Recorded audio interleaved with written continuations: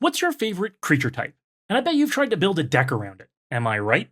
Kindred decks are one of the first decks that many new players gravitate towards, building around a single creature type, like goblins or elves or vampires. Everybody finds some kind of common ground in fantasy elements or archetypes and tries to bring that experience into Commander. But what happens when we get that kind of focus? What happens when we get that kind of direction? And what traps can we encounter when building Kindred decks? Which is where Blech Loafing Pest comes in, because it's teaching some newer players some hard truths about building Kindred decks. Let's take a look at 3 things that we can learn from Blech Loafing Pest. And this chonky fella is a pest that cares about pests and non-pest things, the first sign that it's trying to do a lot all at once. But where other typal commanders care about just humans or just dwarves, Blech loses some of that focus by caring about pests, bats, insects, snakes, and spiders all at once. That may seem great to some newer players, all your little critters under one roof, but we start to lose one of the first things that makes Kindred decks work: overlapping synergies. See, when everything in your deck cares about goblins and everything in your deck is a goblin, every effect applies to every creature you control. You can name Goblin on Banner of Kinship or a Door of Destinies and know that everything you play will benefit. But Blech doesn't do that. If you've got bats and snakes and spiders in your deck, unless your effects are giving everything you control a buff, then what are you picking on a metallic mimic? And this means that a commander like Blech becomes the only Kindred overlap across everything in your deck. Sometimes that's enough to power through games, but that doesn't make this a Kindred deck. When making a vampire deck, including effects that buff vampires applies to everything you control because everything you control is a vampire. But Blech breaks this rule.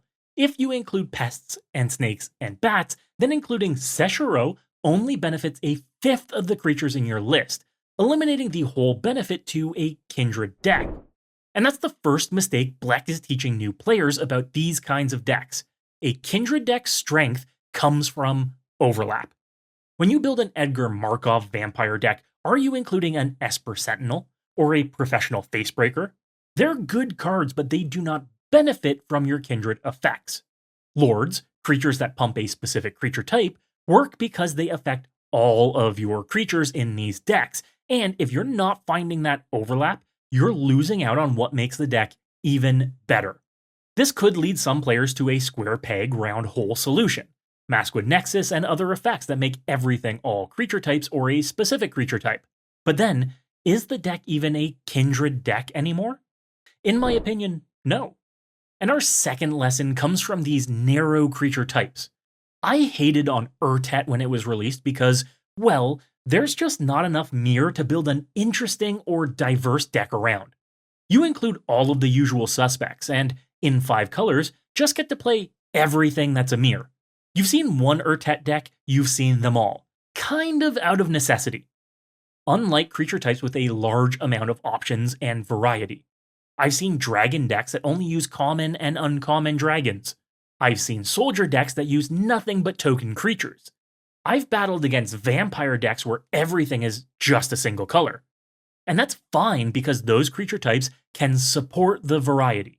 But are there enough bats in Magic to make a bat-typal deck, especially in green and black? Scryfall says there are 34 commander-legal non-token bats in Magic. Enough to make a deck around? Yes. That is an interesting approach. Rather than paint a wide stroke of any creature with these types, why not pick one of them?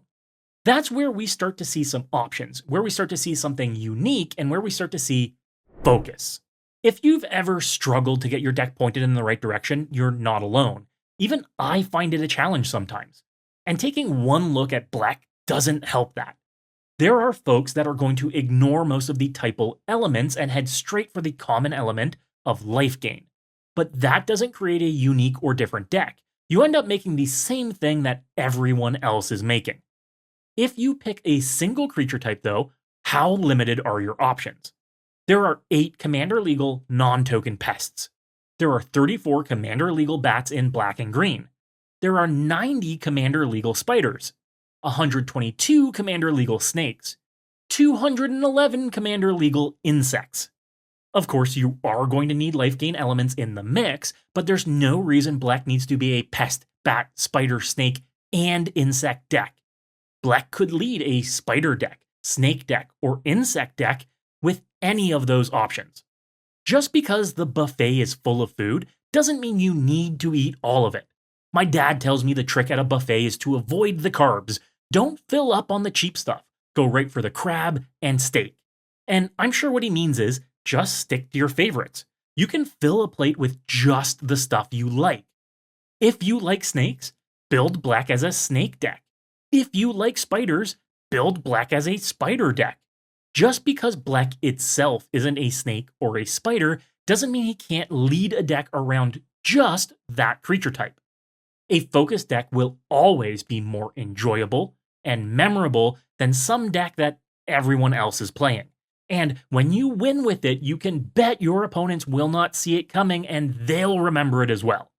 So Blech can teach us a few bad habits, leading us to make a deck where we throw the best of everything under these creature types into a single deck, pack it with life gain, and just hope Blech makes things big.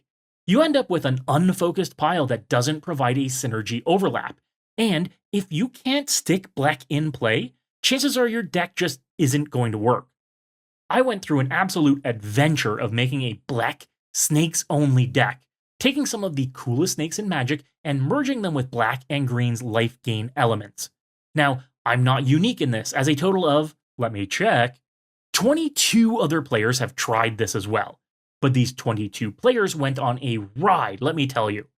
If I focus myself like this, I can include effects that pump just snakes, and it'll affect everything in the deck except Blech. And with or without Blech in play, the deck will function, and function well. I opted for synergy across 2 vectors rather than 7 at once. Just snakes and just life gain, rather than the everything on one plate approach a lot of folks are taking and are falling into when building this deck. You can find my deck list linked in the description on my Moxfield profile. But there are a few amazing snakes that care about life gain, so finding these goodies feels like a real treasure and ensures that, even with the weighted gi on, this deck can kick some real ass. And for those that think this restriction makes for a weaker deck, there is a nice thematic infinite combo in the list, along with a nice thematic tutor to help the whole thing work. If you aren't crushing opponents under the scales of your snakes, you can finish them off with some life gain. If you have ever struggled to build a focused Kindred deck, if you've ever felt bad about wanting to include a creature that doesn't fit your creature type, if you've ever struggled to fill the 99 of your Homerid deck, you're not alone.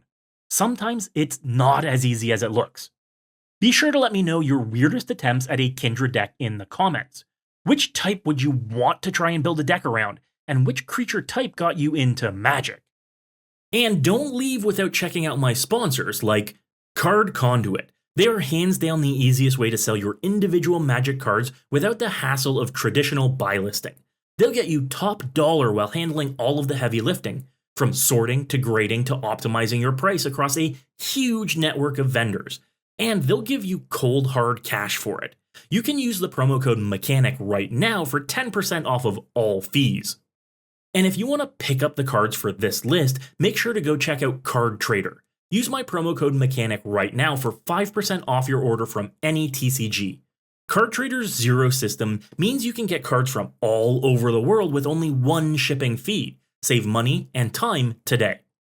Lastly, you can check out all of my decks on Moxfield.